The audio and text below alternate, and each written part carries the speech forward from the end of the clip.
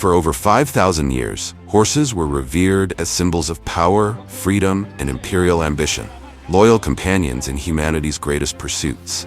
But today, they quietly fuel a multi-billion-dollar and rapidly expanding horse meat industry. This growth has sparked major controversy and triggered strong backlash from animal welfare organizations. Yet, do you know how millions of horses are processed every year? The journey of these grassland legends begins on vast, sunlit plains, where horses gallop freely across endless fields. Then continues on modern farms, where they are meticulously cared for, strategically raised, and rigorously trained until they reach peak physical condition. From there, their fate takes one of two paths. Either they charge into prestigious racetracks, where speed and glory reign supreme, or they become a prized source of premium meat featured on high-end menus across the world. Today, join Agriculture Insight as we explore the journey behind why horse meat continues to be highly valued and how it manages to maintain its place in the evolving landscape of modern agriculture. All will be revealed in this video.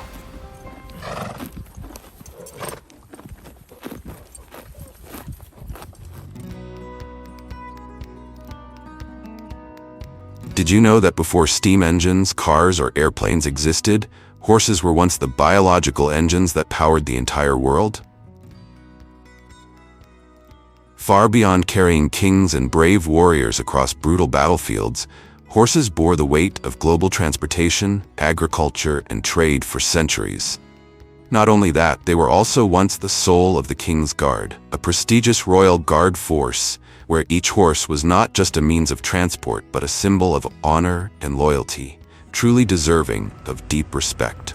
Get off the ring! Today, there are around 60 million horses globally, but the first horses only arrived in the Americas in 1493, brought over from Spain by Christopher Columbus. By the 1920s, the horse population in the United States peaked at around 27.5 million. However, according to the USDA's most recent reports, that number has declined to approximately 6.7 million, primarily concentrated in states such as Texas, California, Florida, and Oklahoma. Among them, one surprising fact is that managing over 82,000 wild horses roaming freely across U.S. public lands has become a deeply controversial issue. Why is that? Primarily concentrated in Nevada, these wild herds, mostly made up of the iconic Mustang breed, are praised by some as living symbols of American freedom. The origins of this wild population trace back to multiple sources. Domestic horses that escaped or were released centuries ago, combined with more recent cases of abandonment by owners who could no longer afford to care for them. In response to this situation, federal agencies have launched rescue operations, rounding up tens of thousands of wild horses and placing them in government-run holding facilities or adoption programs, a move often praised as a humane effort. What's even more moving is that around 30% of rescued wild horses have felt human affection for the first time, or after years of isolation, out of nearly 120,000 documented rescue cases in the past decade. Yet to others, they represent an ecological and economic burden, as the cost of managing, feeding, and controlling them has skyrocketed to around $153 million per year. An expense many critics deem ineffective, given the wild horse population continues to rise uncontrollably. So what's your perspective on this complex issue? And is sterilizing horses truly the most effective solution to address it? Remarkably, each year, up to 30,000 horses mysteriously vanish from the American landscape. It's not because they were taken by wolves or bears, but because these ponies are quietly exported to Mexico and Canada, where the slaughter of horses is legal and fuels a high-end meat industry. Whether it's wild horses roaming free or the hundreds of thousands raised for meat on farms around the world, everything begins with the breeding season. a time when the raw instinct for survival surges with intensity. In early summer, when mares enter a distinct estrus cycle, they become more gentle and proactive in attracting mates. At this time, the most hormonally charged stallions often engage in intense conflicts to compete for mating rights, a primal but crucial struggle to establish dominance within the herd and secure the right to pass on their genes. Interestingly, horses live in a harem structure, meaning one mare is never enough for mating. In each breeding season, the dominant stallion can mate with 10 to 15 different mares, but if any mare shows an intention to mate with another stallion, she is immediately punished. In modern horse breeding, human intervention is essential to prevent dangerous conflicts and improve conception rates. When approaching a mare, a stallion will sniff her genital area and lift his upper lip in a phlegm response to detect pheromones. The actual mating process is brief, typically lasting only 15 to 30 seconds. In stud farms focused on sport or commercial breeding, artificial insemination is commonly used to control genetics and minimize the risk of injury. Semen is collected from the stallion and injected into the mare at the optimal time of ovulation to increase the chances of pregnancy. Once mating is successful, the mare enters a gestation period that lasts around 11 months, leading up to a relatively quick delivery, usually completed within just 15 to 30 minutes.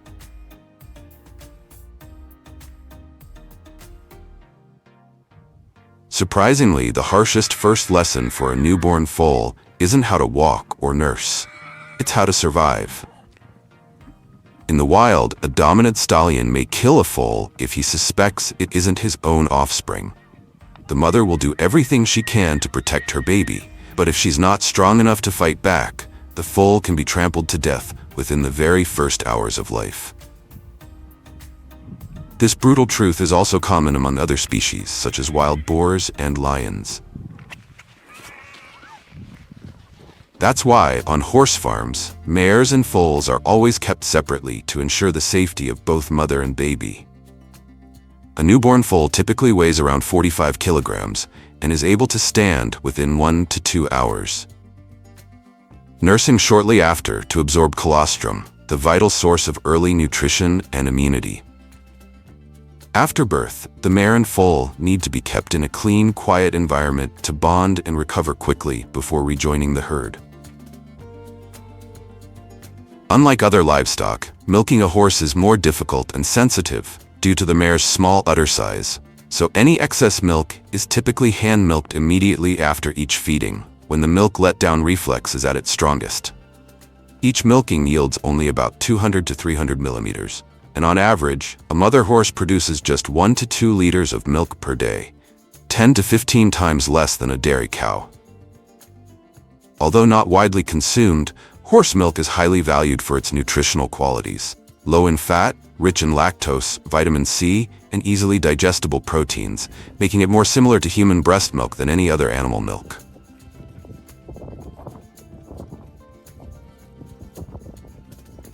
In Mongolia and Kazakhstan, horse milk is a key part of culinary culture, often fermented into kumis, a lightly sour, fizzy yogurt-like drink that aids digestion and boosts immunity.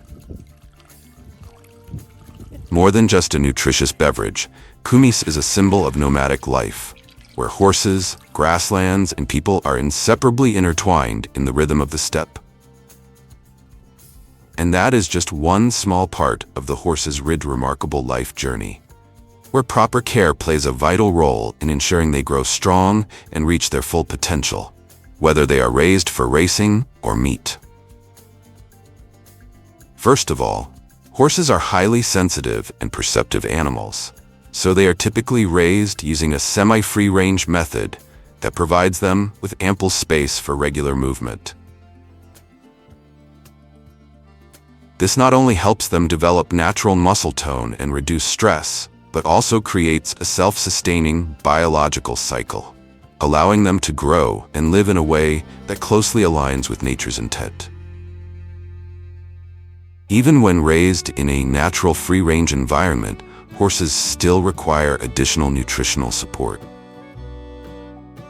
If you operate a horse farm with around 1,000 horses, the total amount of feed that needs to be processed and provided each day is approximately 11.5 tons, not including 20,000 to 40,000 liters of clean water, depending on the horse's activity levels, weather conditions, and breeds.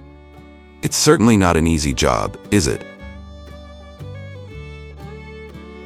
Proper horse care must include regular vaccinations against common diseases, such as influenza, tetanus, encephalitis, and parasites to prevent outbreaks and maintain a healthy herd.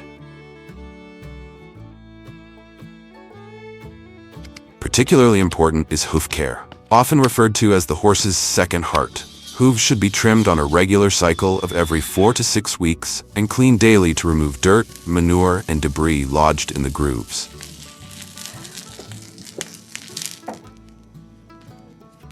Horses can also suffer from tooth decay or dental issues. Sounds a bit like kids who eat too many sweets, doesn't it? That's why regular dental checkups are essential, where veterinarians file down sharp points, check for cavities, and ensure the horse can chew comfortably and digest properly. In addition, in certain cases, horses also become special patients when surgical intervention is needed to treat injuries or serious medical conditions, such as intestinal torsion, bone fracture repair, tumor removal, or even corrective hoof surgery. Due to their large size and high sensitivity, equine surgery requires specialized equipment systems, and therefore surgical procedures are often very expensive and only common in countries with advanced veterinary care, such as the United States, France, Japan, or Germany. A daily reality is that advanced techniques like specialized surgery or head X-rays are typically reserved for race horses or show horses, where each animal holds significant economic value. In contrast, horses raised for meat on industrial farms are never given access to such high-level diagnostic or treatment methods, even when they fall ill. Another key difference with high-value horses, especially racehorses, is that appearance also plays a role in their prestige. As a result, they receive meticulous care down to the finest detail. Their coats are brushed daily, and after each training session, they are bathed with warm water and specialized solutions to remove sweat, relax muscles, and protect their sensitive skin. In addition to meticulous care, racehorses must undergo rigorous training to achieve peak physical condition and optimal reflexes before entering intense competitions. At many modern horse farms, specialized treadmills are used. Devices designed to simulate real racing conditions while controlling speed, improving stamina, and reducing the risk of injury during training. After undergoing a rigorous training program that typically lasts from 8 months to 2 years, depending on the breed, age, and purpose, purebred horses are finally ready to compete in professional races. A racehorse typically has a career lasting from 2 to 6 years, depending on its physical condition and performance. But once they grow old and lose their value, these horses often take one of two paths.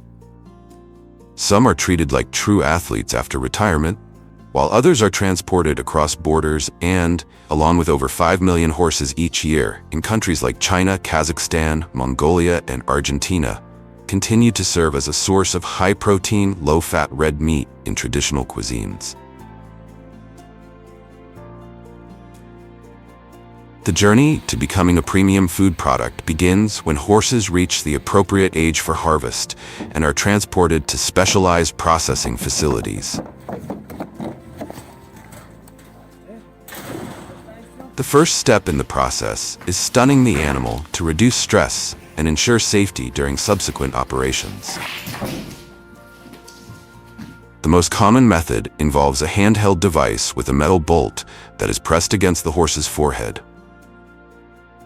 When activated, the device delivers a powerful blow that renders the horse instantly unconscious, minimizing movement and stress. Next, the horse is moved to the initial processing area, where the carcass is broken down into large meat sections. These cuts are then hung on specialized racks and placed in deep freezing chambers to preserve meat quality under optimal conditions. Compared to pork or beef, horse meat is valued for its lower fat content, higher levels of iron and protein, and a mildly sweet flavor that appeals to discerning palates, especially in countries like Japan, France, Belgium, and Kazakhstan. One of the most famous dishes in Central Asia is tandoor roasted horse meat, a culinary masterpiece rich in the flavors of the steppe. To prepare this dish, thick and lean cuts such as the horse's thigh or back are typically selected. The meat is sliced into large chunks and marinated in a signature blend of spices including salt, garlic, onion, black pepper, cumin, dried chili, and sometimes fermented mare's milk to tenderize it. After marinating for 6 to 12 hours, the meat is hooked onto large metal skewers and hung vertically inside a tandoor oven, a deep clay oven heated with charcoal at the bottom.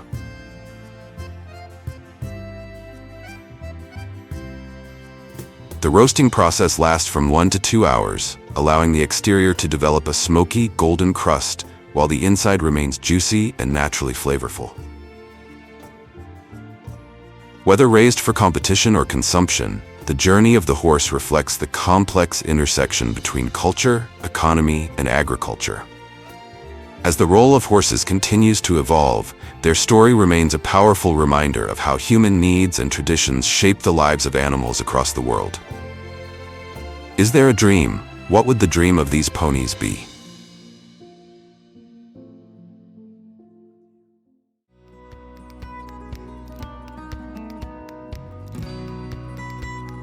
In the United States, farmers are facing off against more than 9 million wild boars, a biological army so massive that if they were to occupy their own territory all at once, they'd need more land than the entire state of Texas just to contain them.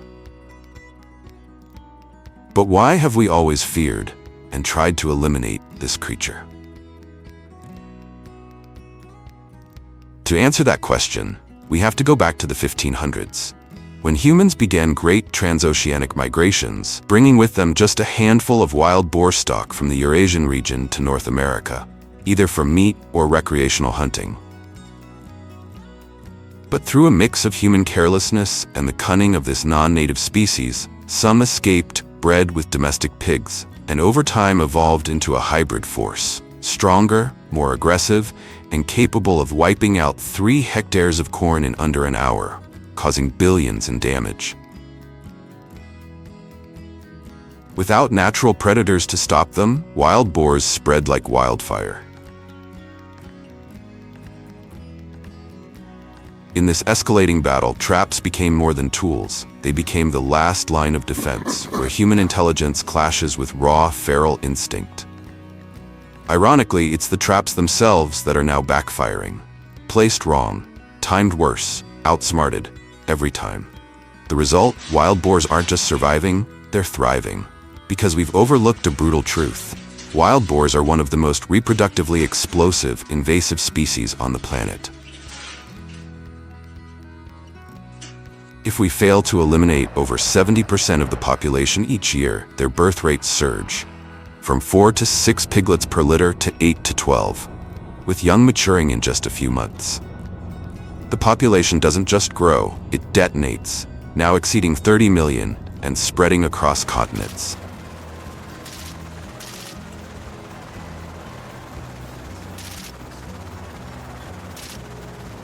Before we explore the surprising world of wild boar farming, let's first learn how to build the perfect trap by understanding the behavior of this invasive species and avoiding the critical mistakes so many people still make. Because in this battle, the cost of a single mistake isn't just one failed trap. It could be an entire ecosystem lost. The first and most common mistake in controlling one of today's most dangerous invasive species is designing the corral trap too small, when in fact this initial step demands absolute precision and careful planning. Currently, circular steel frame corral traps are the most widely used strategy in the battle against wild boars. A standard trap typically measures 9 to 12 meters in diameter and stands 1.5 meters tall, spacious enough to capture an entire sounder of 15 to 30 boars in a single drop. If the trap is too small and fails to capture the whole group, even a few escapees can learn to avoid it forever.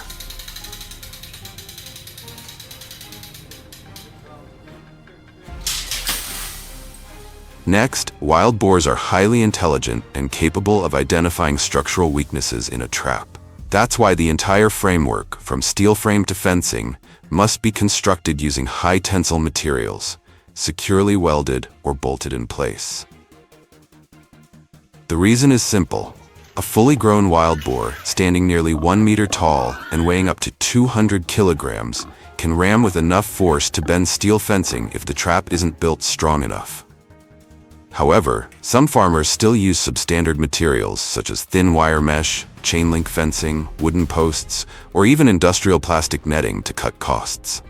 The result is not only a failed capture, but worse.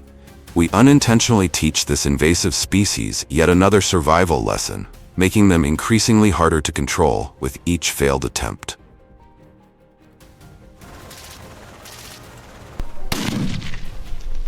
The trap gate is the critical factor that determines success or failure. It must be made of high tensile steel, equipped with a fast and decisive sliding or drop mechanism, and reinforced at the base to prevent it from being forced open. When confined, wild boars may ram the gate edge with their heads in a powerful attempt to escape. Among modern designs, the remote-controlled drop gate is considered the most effective option. Integrated with cameras and sensors, it allows the operator to monitor the herd from a distance and trigger the gate only when the entire group is inside, minimizing the risk of closing too early and capturing only a few individuals. While a sturdy, well-built trap is a necessary condition, the factor that determines up to 60% of success in any wild boar hunt is the trap's placement. This is a step many people tend to overlook, often leading to traps being set in locations far from where wild boars usually roam, rendering the entire effort useless. Wild boars are primarily nocturnal feeders, with peak activity between 8 p.m. and 4 a.m. Therefore, setting traps in areas that show strong nighttime activity is absolutely crucial. Ideal locations include footpaths with visible tracks, disturbed soil, wallowing spots, bedding areas, or pathways connecting dense forest to farmland, common routes used by boars as they stealthily search for food.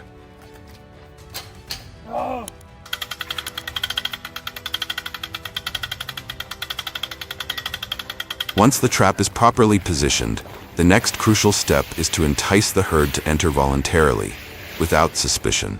This is the purpose of the baiting phase, the critical transition that transforms a lifeless steel structure into a simulated safe zone rich in biological appeal. There are many bait recipes, but the most potent and commonly used ingredients include dried corn, expired milk or sugary soda, beer or yeast, and fruit jelly or gelatin. These are mixed thoroughly and sealed in a plastic barrel or thick bag, then left to ferment for 3 to 5 days in a shaded area or buried under straw to maintain warmth and avoid direct sunlight. This bait not only attracts them from a distance, but also encourages them to linger, digging and foraging, creating the ideal conditions for trap activation. Bait distribution also requires strategy. Begin scattering the bait outside the trap and gradually lead it toward the center, moving the line inward night by night. This progressive approach makes the boars feel naturally guided, not forced, and increasingly comfortable inside the trap. Some trappers even bury the bait in shallow holes, 20 to 30 centimeters deep, instead of spreading it on the surface. The scent from underground not only travels farther and lasts longer, but also encourages rooting behavior, prolonging their stay and reinforcing the illusion of a natural food source. The baiting phase typically lasts from 3 to 7 days, depending on the herd's behavior. During this time, the trap gate remains completely open to allow free entry and exit. At this stage, many might assume it's time to trigger the trap, but in reality, the moment of gate closure is the most critical and also the easiest to get wrong. Closing the trap too early may only capture a few individuals, while the rest escape and become highly alert. Waiting too long, on the other hand, risks the herd relocating their feeding grounds and never returning.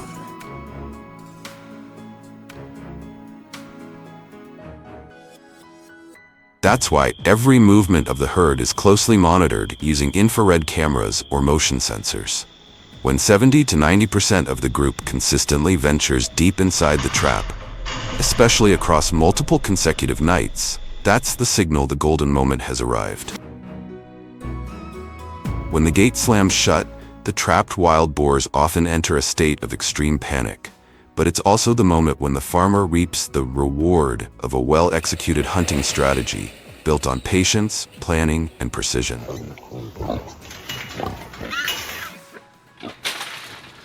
Inside the enclosure, the boars will charge around wildly, slam into the fences, attempt to climb out, or try to tear through the mesh. That's why a post-trap response must be carried out immediately. The capture team needs to be on site as quickly as possible, ideally within 1 to 2 hours.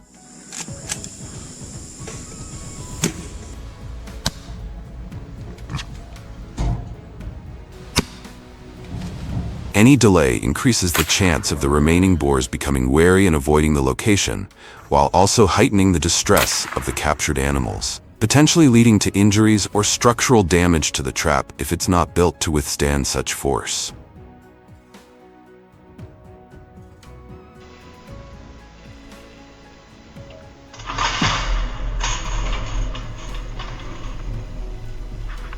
Despite its many advantages, the corral trap still comes with several drawbacks that users must carefully consider. First, the initial investment is quite high, potentially 3 to 5 times more than simpler trap types. Corral traps are also bulky, labor-intensive to set up, and their effectiveness often depends heavily on human operation and electronic equipment. In most cases, humane culling is required. However, if conditions allow and food safety is ensured, the outcome of a successful trapping operation can sometimes turn into a free community barbecue, an unexpected reward after a tense and demanding hunt.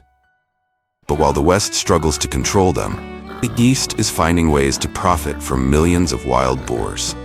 When given the chance to be cared for and live a fulfilling life, even the wildest creatures can grow gentle, paving the way for a bold new chapter in sustainable agriculture.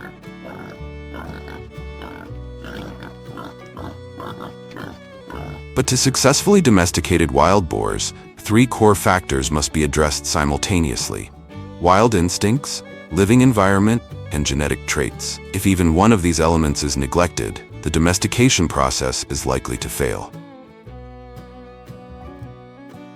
First, instead of attempting to domesticate wild boars directly, which are notoriously difficult to manage and highly reactive when confined, farms opt to crossbreed wild boars with domestic pigs to create a more stable hybrid.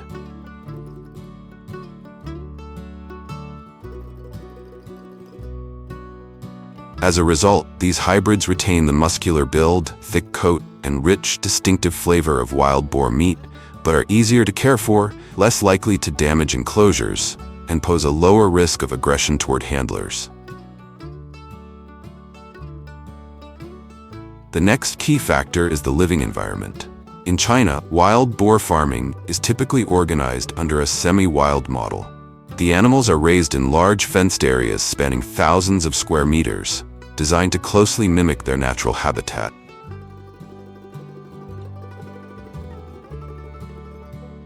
These active animals are especially fond of wallowing in mud, a behavior encouraged by farmers to help cool their bodies and repel parasites, further supporting their health and reducing stress by preserving natural behaviors.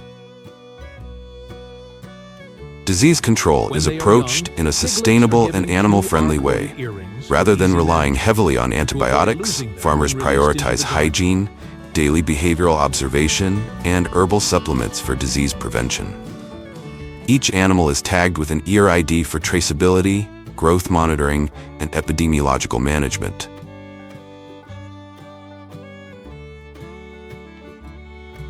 After 10 to 12 months, the boars typically reach 60 to 90 kilograms, around a third of the size of a fully grown wild boar in the wild, and are ready for market. The result is an annual supply of around 100,000 tons of firm, flavorful meat, a premium delicacy priced up to 3 times higher than regular pork, increasingly popular in China and across several Asian countries. From a global threat to a sustainable resource, wild boars are forcing us to rethink how we balance control, coexistence, and commerce. If there's a creature that could live long enough to witness your birth, your growth, your wedding, and even your departure from this world, it's the turtle. Not only is it a symbol of longevity, the turtle is also a surprising case of industrial evolution. Today, over 88% of the world's commercial turtle supply comes from China, where turtles are farmed like chickens, tracked with RFID chips, and exported by the millions each year. Meanwhile, the United States has become a living museum, home to over 50 rare turtle species thriving in its diverse ecosystems. People often say turtles are slow, but that's not always true. Take the Florida softshell turtle, for example. It can glide underwater at speeds of up to 10 kilometers per hour. And when winter comes, some turtles survive by breathing through their butts. It sounds bizarre, but it's real. They absorb oxygen through a cloacal membrane while resting beneath layers of ice for months, without even using their lungs.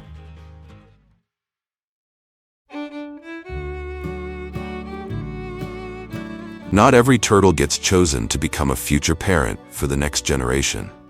On commercial farms, only the healthiest individuals are selected, typically weighing between 2.5 to 4 kilograms, with smooth, thick shells free from scratches or deformities.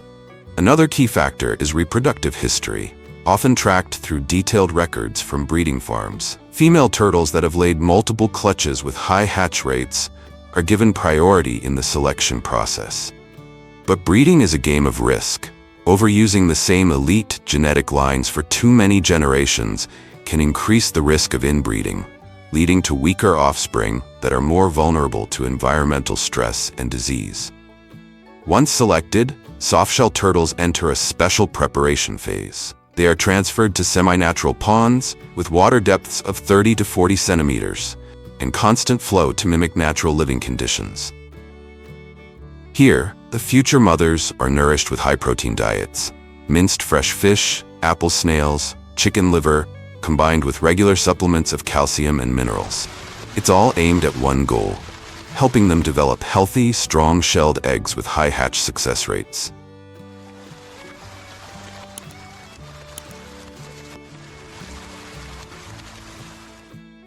Unlike geese or ducks, where hatchlings are cared for, led by their mother to forage just moments after hatching, a mother turtle never gets to meet her young.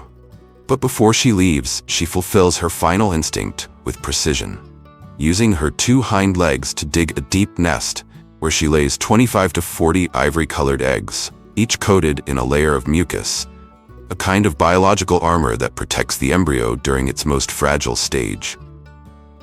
Then, with slow and deliberate movements, she pushes sand back over the hole. This sand blanket helps retain warmth and moisture while concealing the nest from predators, birds, rodents, snakes, and other reptiles. A quiet act, but precise, one that gives the next generation a better chance to begin life.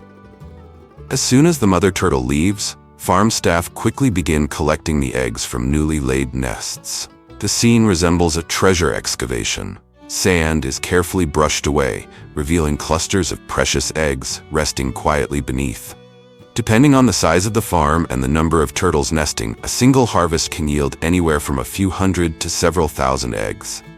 All are collected, cleaned of any remaining sand, and then transferred immediately to the incubation area. The incubation process marks the first step in the softshell turtle's journey of rebirth, where each egg is carefully collected and placed into specialized plastic baskets. Between each layer of eggs, fine sand is added, pre-treated with disinfectants to prevent mold, parasites, and bacteria.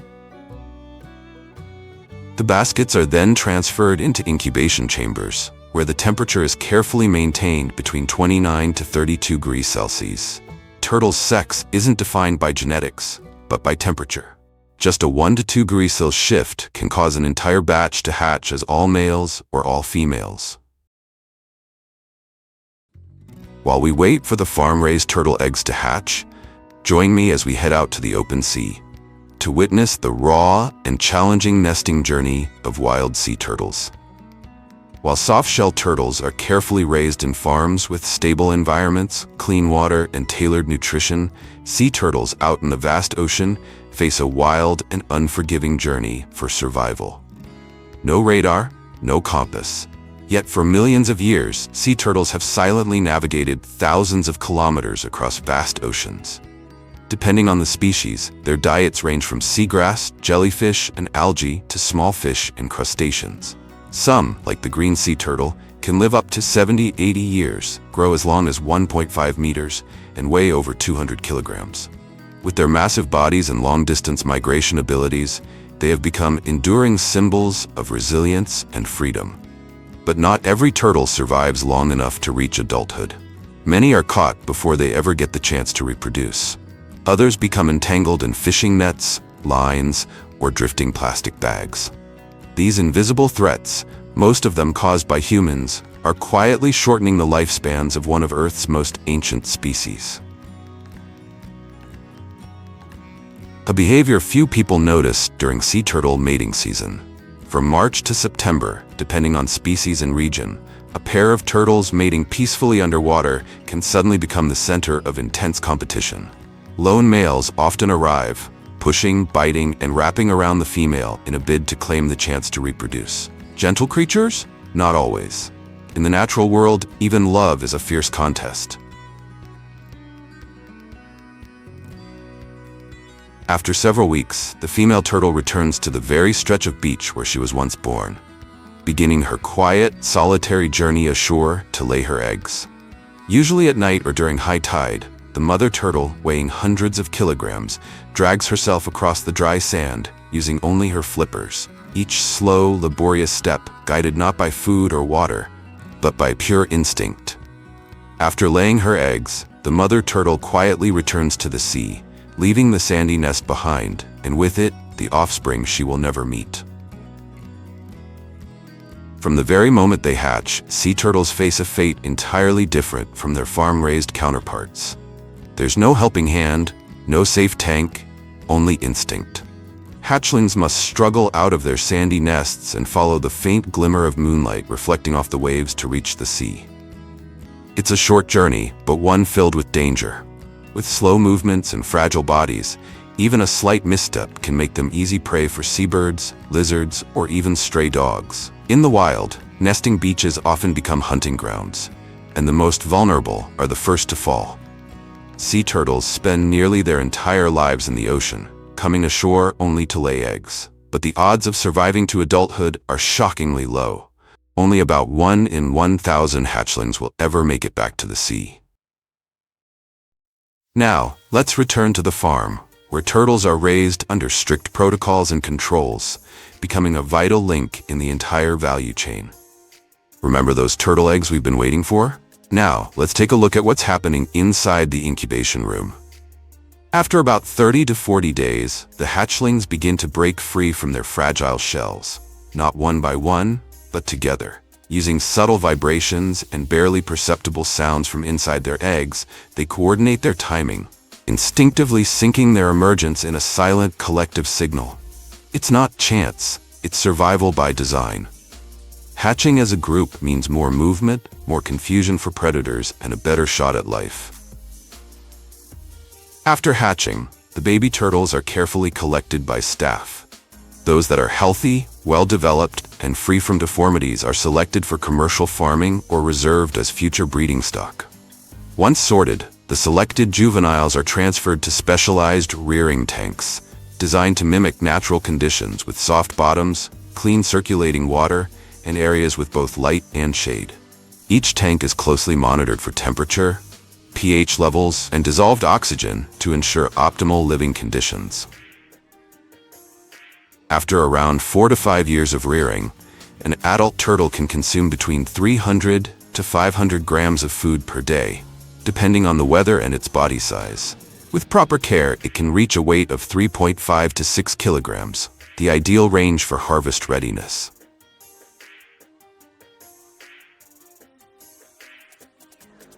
When harvest season arrives, the once still surface of the pond comes alive. Work begins at first light, while the sun is still hidden behind the trees and the water remains quiet and cool. Workers step into the ponds, where turtles rest buried beneath thick layers of mud. To avoid shocking the animals or disturbing the water's ecosystem, every movement is slow and deliberate. They use probing sticks to detect subtle motions, watching for ripples, rising bubbles, or faint trails, each a clue. Once located, turtles are gently lifted using gloved hands or long-handled nets. Larger individuals often rest deeper, requiring workers to patiently dig through fine mud, with movements that are both precise and firm. Each turtle is rinsed to remove excess mud, then placed in mesh holding cages submerged in the water. In many areas, harvesting requires official permits, and surprise inspections are common. Violations can result in the entire stock being confiscated, abruptly ending a rearing cycle that took 4 to 5 years to complete. After being brought ashore, the softshell turtles are moved to a preliminary cleaning area, where all mud and debris clinging to their bodies are thoroughly removed. The entire cleaning process is carried out quickly and continuously to avoid stressing the turtles, which could lead to dehydration, reduced muscle firmness, and ultimately, lower commercial value.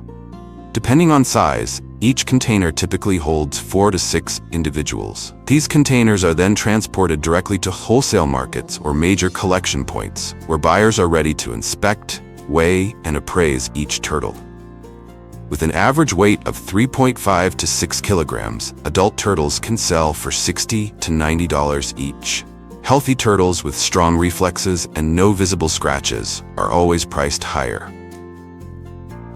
Few would imagine that from a slow-moving ancient creature like the turtle, entire culinary traditions have emerged, rich in heritage yet steeped in controversy. From tender slices of turtle meat stir-fried with ginger, to herbal soups and soft, rich turtle eggs, these dishes are considered rare delicacies in parts of Asia, often tied to beliefs in vitality, longevity, and traditional healing. In some cultures, eating turtle is more than just nourishment. It's a symbol of strength, endurance, and status. But alongside curiosity about taste comes growing concern over health risks and ethical boundaries. With their long lifespans and complex habitats, turtles, especially those in the wild, are prone to accumulating heavy metals and biological toxins. Without strict regulation, these can pose serious risks to consumers.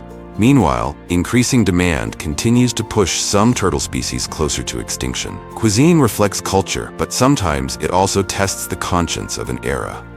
With this dish, would you choose indulgence or reflection? And if it came down to a choice, would you stand with flavor or with life?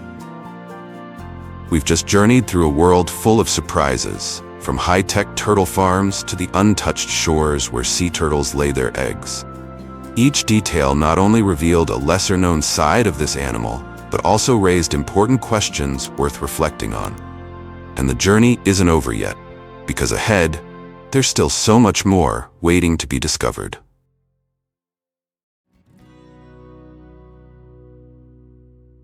At traditional farms, donkey milking is usually done entirely by hand. Farmers gently massage and press the donkey's udder by hand to extract the milk, a process that requires patience and proper technique to avoid injuring the mother and to ensure optimal milk yield. Manual milking is typically carried out 2 to 3 times a day under strict hygiene conditions to prevent contamination and maintain the milk's freshness and purity.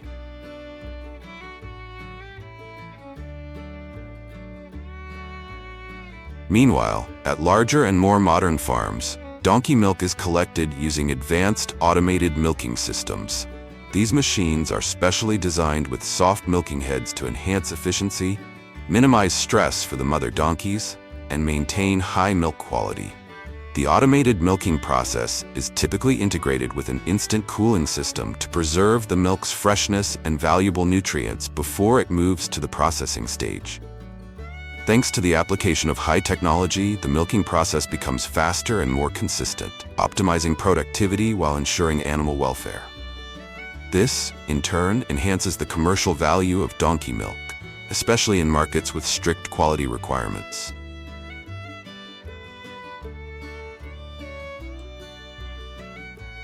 Did you know that donkey milk can not only be used to make cheese, but that it is also one of the rarest and most valuable cheeses in the world? Rich in proteins, vitamins, and minerals, especially lysozyme and lactoferrin, which are natural antibacterial agents, donkey milk cheese offers a purer, more delicate flavor compared to cow or goat cheese. However, because donkey milk contains lower levels of protein and fat, the cheese-making process requires highly specialized and precise techniques to achieve the right texture and taste.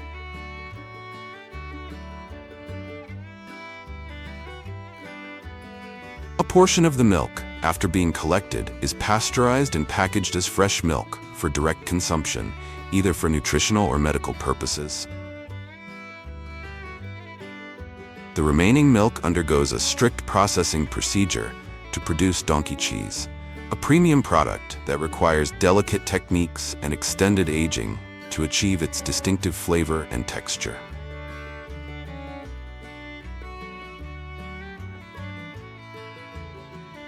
At small farms or those using traditional methods, cheese is meticulously handcrafted to preserve its delicate character and natural flavor. After being carefully filtered, the milk is poured into small aging vats, where natural cultures or enzymes are added to trigger coagulation.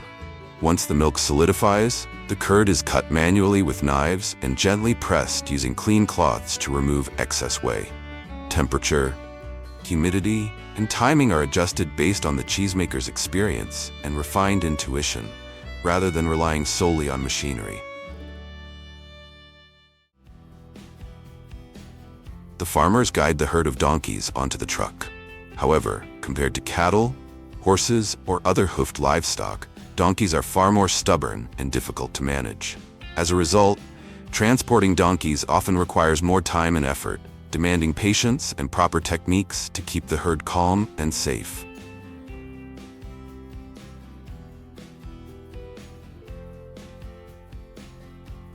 Once everything is in order, the trucks begin to roll, carrying the donkeys to a new destination, where modern processing facilities await.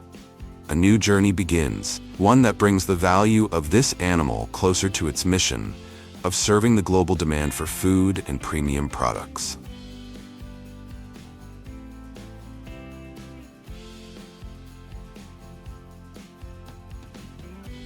Upon arrival at the facility, ramps are lowered and the donkeys are guided into a designated resting area.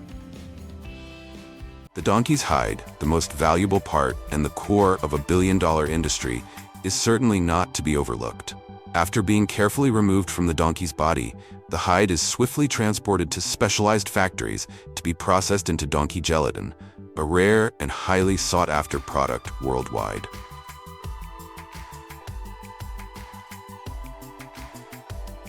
At the factory, the donkey hides are thoroughly cleaned to remove impurities. Then, the hides are cut into small pieces and soaked in water for several hours to soften the tough collagen fibers.